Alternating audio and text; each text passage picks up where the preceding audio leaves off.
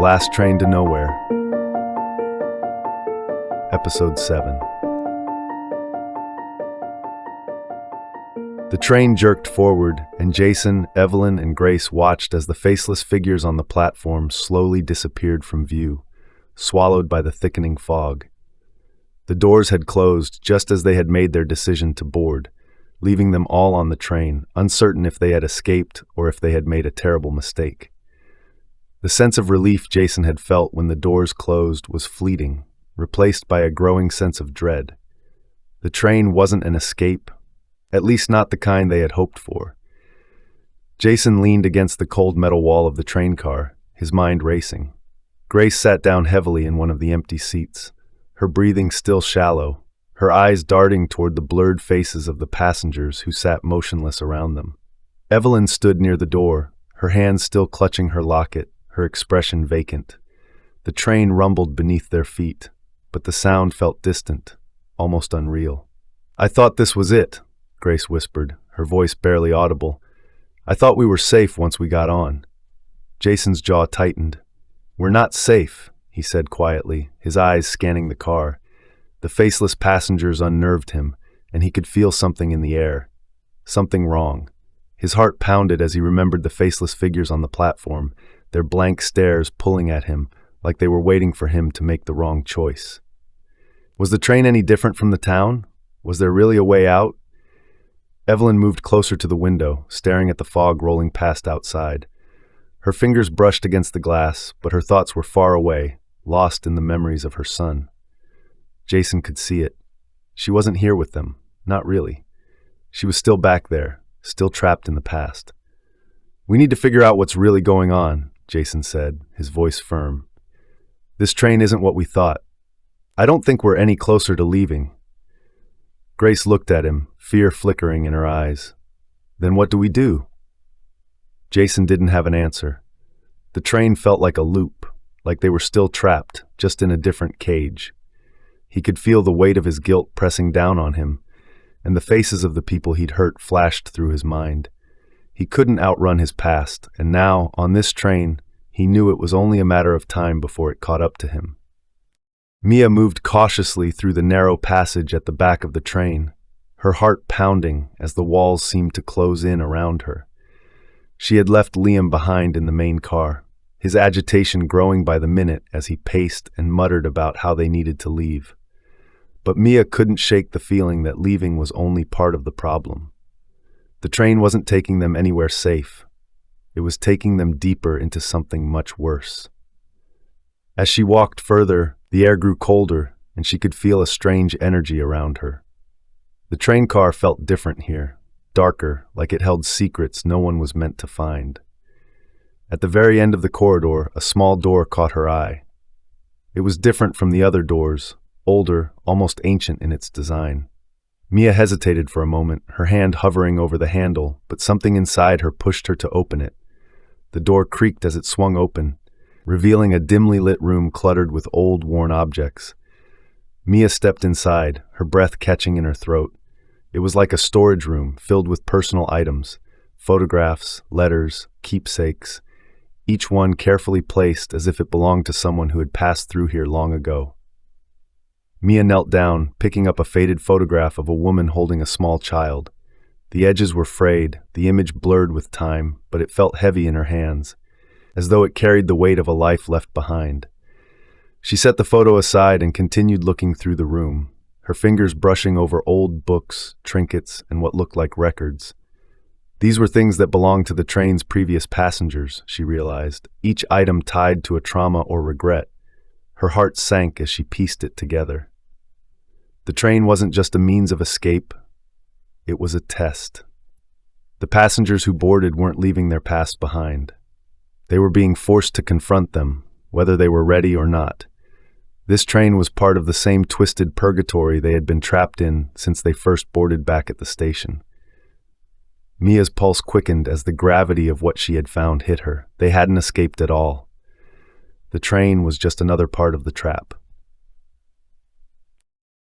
Jason sat in one of the train's empty seats, his head in his hands. The rhythmic clatter of the train's wheels against the tracks did little to calm the storm raging in his mind.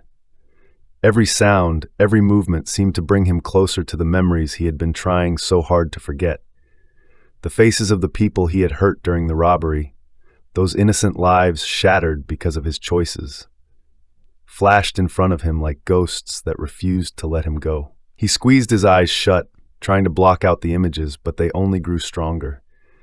The sound of the gunshot echoed in his ears, followed by the deafening silence that had followed it. His hands trembled as he remembered the clerk's lifeless body crumpling to the floor. He had been trying to survive, trying to find a way out of the mess his life had become, but he had made the wrong choice, one that had cost more than he could bear. Jason? Grace's voice broke through the darkness, pulling him back to the present. She sat across from him, her eyes filled with concern. "Are you okay?" Jason shook his head, unable to speak. How could he explain it to her? How could he tell her that he didn't deserve to be here, that this train, this whole nightmare, was exactly where he belonged? I can't stop thinking about it," Jason whispered, his voice hoarse. "I hurt people. I destroyed lives. And no matter where I go, it follows me." Grace's expression softened, and she reached out, placing a hand on his arm. "We've all done things we regret, Jason, but that doesn't mean you don't deserve a chance to move on." Jason looked away, his jaw tightening. "Maybe I don't deserve it." The train rattled on, but Jason felt like he was still standing in that convenience store, staring down at the body of the man he had killed. No matter how far the train took him, he couldn't outrun what he had done. And maybe he didn't want to. Evelyn leaned her forehead against the cool window of the train, watching the fog roll past in thick waves. The motion of the train, the hum of the tracks, felt distant, like she was floating through a dream she couldn't wake from. Her hand rested on the locket around her neck, her fingers tracing its worn edges. It was all she had left of Mark. The guilt gnawed at her, a constant reminder of her failure. She had failed to protect him when he needed her most. She closed her eyes and the memory washed over her. Mark's laughter, the way he'd look up at her with those bright, trusting eyes. And then, the accident. The phone call that had shattered her world. The weight of her absence in his final moments crushed her chest, suffocating her. "Mom," a voice whispered through the fog, faint but unmistakable. Evelyn's breath caught in her throat, and she opened her eyes, her heart pounding. The fog outside the train seemed to shift, dark shapes moving within it. For a moment she thought she saw him. Mark, standing just beyond the glass, his face a blur in the mist. She pressed her hand against the window, her heart aching.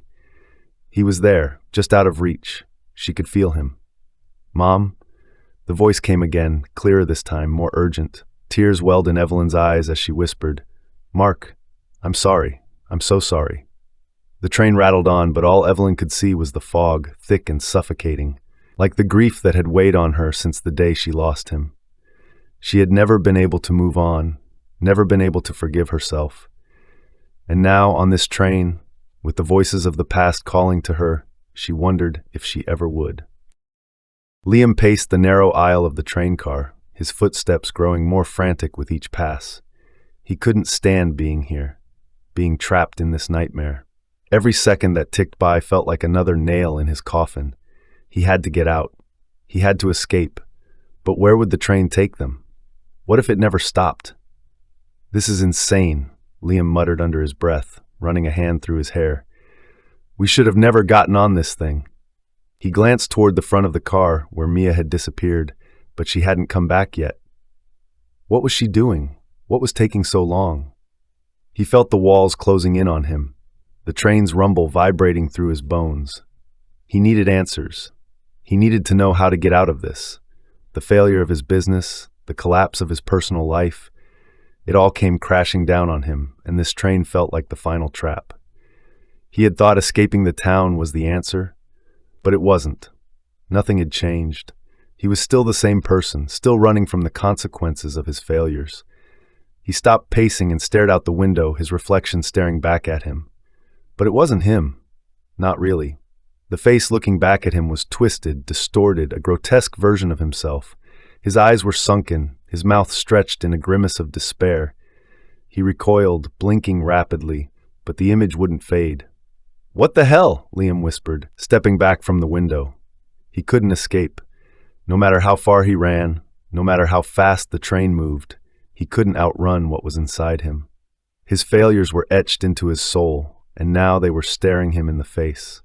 He was losing control, and there was nothing he could do to stop it. The train's rhythmic motion began to slow, and Jason, Grace, Evelyn, and Liam exchanged uneasy glances. Mia hadn't returned from the back of the train, and a growing sense of dread filled the car. The passengers with the blurred faces remained eerily still, as if unaware of the train's movements. "Why are we stopping?" Grace asked, her voice trembling. Jason stood, his heart pounding. "I don't know, but I don't like this." The train's screeching brakes cut through the silence, and the car lurched slightly as it came to a halt. For a brief moment, everything was still. Then, with a hiss, the doors slid open. Jason's heart dropped as he peered outside. It was the station, the same fog-covered, desolate platform they had left behind. The thick fog hung heavy in the air, and standing there, waiting, were the faceless figures. But something was different. The figures were no longer still. They moved, slowly at first, but with increasing urgency, their featureless faces turning toward the open train doors. "They're waiting for us," Evelyn whispered, her hand covering her mouth. Grace backed away from the door, her eyes wide with fear. "We're back. Why are we back?" Liam stepped forward, panic rising in his chest. No. We can't be back here. This isn't right." The faceless figures moved closer, their arms outstretched, their silent presence more menacing than ever. Jason's breath caught in his throat as he watched them. The train hadn't taken them anywhere. It had brought them back to the same place, the same trap. The train doors remained open, and the faceless figures stepped onto the platform, drawing nearer. Jason, Grace, Evelyn, and Liam stood frozen, unsure of what would come next. This is the end of the episode. Thank you for listening. If you like the story, please subscribe to our channel and check out our other stories. You can find the link to the next episode in the description below. What do you think about this episode? Let us know in the comment section below.